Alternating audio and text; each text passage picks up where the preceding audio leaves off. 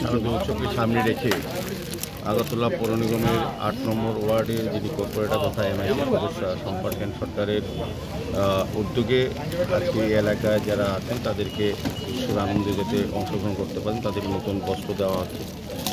সম্পাদিতমণি এই ওয়ার্ডে আগরতলা শহরের উন্নয়নের সঙ্গে সঙ্গে সামাজিক দায়িত্ব সামাজিক কর্তব্য হিসেবেও সারা বছর বেশি কিন্তু এই ধরনের সামাজিক কাজ করে থাকেন। আজকে পুজো উপলক্ষে বস্ত্র দেওয়া হচ্ছে। বিভিন্ন সময় আমি এই ওয়ার্ডে এসেছি, বিভিন্ন প্রোগ্রাম উনি করে থাকেন মানুষের কল্যাণে মানুষের জন্য।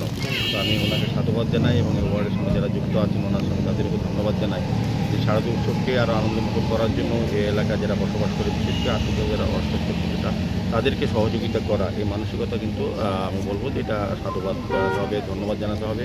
এবং আমার আশা থাকবে আগামী শারদীয় উৎসবে আমরা প্রত্যেকেই শান্তিপূর্ণভাবে আমাদের যে রাজ্যের যে পরম্পরা জাতি ধর্ম বর্ণ নির্বিশেষে আমরা মিলন উৎসবে আমরা মুখরিত হই অংশগ্রহণ করি। এই এলাকার লোকও এই কর্পোরেটর আমাদের এমআইসি সদস্য সম্পাদিতমণি তিনি যে আয়োজন করেছেন এবং যে ব্যবস্থাপনা করেছেন আমি ওনাকে অনেক অনেক ধন্যবাদ জানাই। শারদীয় উৎসব ভালো কাটবে, সবাই সুস্থ থাকবেন, ভালো থাকবেন এই আমার প্রত্যাশা।